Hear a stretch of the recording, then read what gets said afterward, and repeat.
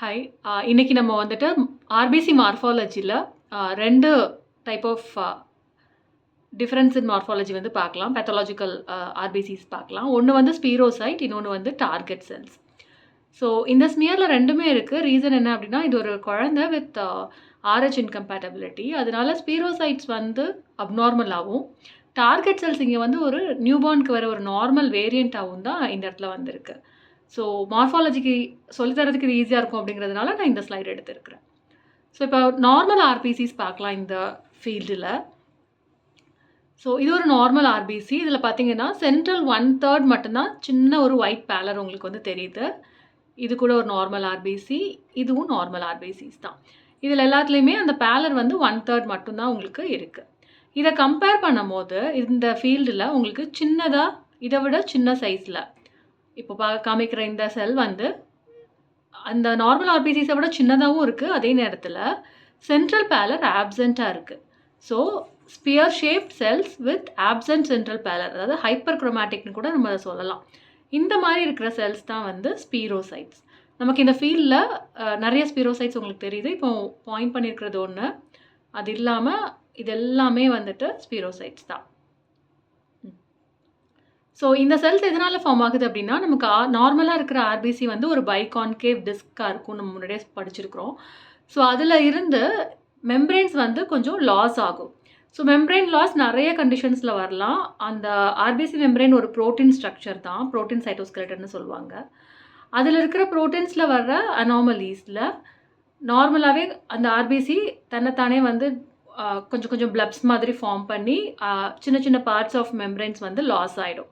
அப்படி ஆகும்போது haemoglobin content சேமாக தான் இருக்கும். பட் ஆர்பிசி மெம்ப்ரெயின் லாஸ் ஆகிக்கிட்டே போக போக நமக்கு இருக்கிற வால்யூமை அட்ஜஸ்ட் பண்ணி என்ன ஷேப் அட்டைன் ஆகும் அப்படின்னா ஒரு ஸ்பியர் தான் ஆக முடியும். ஃபார் எக்ஸாம்பிள் ஒரு பலூன் இருக்குது. அந்த பலூனில் வந்து நம்ம வந்து எவ்வளோ மேக்ஸிமம் ஏர் நம்ம அடைக்கிறோம், ஆனால் மெம்ப்ரெயினோட சைஸ் வந்து அவ்வளோதான் இருக்குது அப்படின்னா நமக்கு ஸ்பியராக தான் ஆகும். ஸோ மேக்ஸிமம் வால்யூமை நமக்கு வந்து ஒரு பர்டிகுலர் மெம்ப்ரெயின் வந்து உள்ளே வைக்கணும் அப்படின்னா அது ஒரு ஸ்பியர் ஆகும். ஸோ அந்த ஸ்பியர் தான் இது. இதில் மெம்ப்ரெயின் லாஸ் ஆகிறதுனால ஒரு மைக்ரோஸ்பியரோசைட்டாக இது ஃபார்ம் ஆகுது.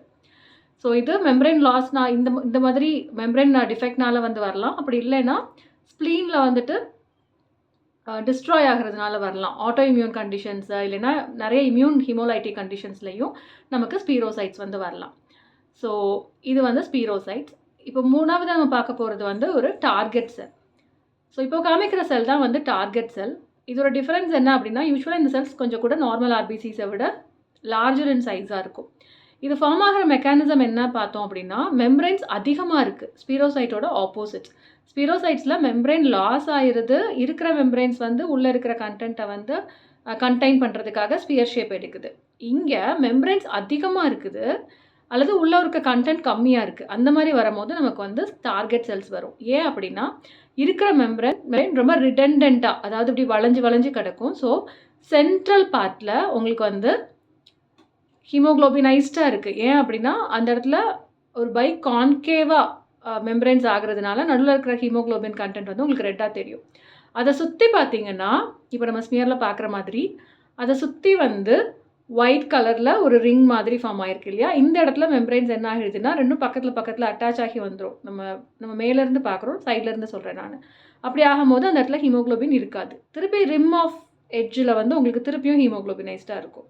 ஸோ இந்த மாதிரி ரிடெண்டண்ட்டாக இருக்கிற மெம்ப்ரெயின்ஸ் வந்து உங்களுக்கு மேலே ஒரு அலை மாதிரி கீழே ஒரு அலை மாதிரி வச்சுக்கலாம். அப்போ அந்த அலைகளில் வந்து 2 மேடும் பள்ளமாக இருக்கிற இடத்துல உள்ள ஹீமோகுளோபின் இருக்கும். ஸோ கலராக இருக்கும். ரெண்டுமே உங்களுக்கு வந்து வெக்ஸ், அதாவது ரெண்டும் ஒற்றை மாதிரி மெம்ப்ரெயின்ஸ் ஆகிடுச்சுன்னா அந்த இடத்துல ஹீமோகுளோபின் இருக்காது.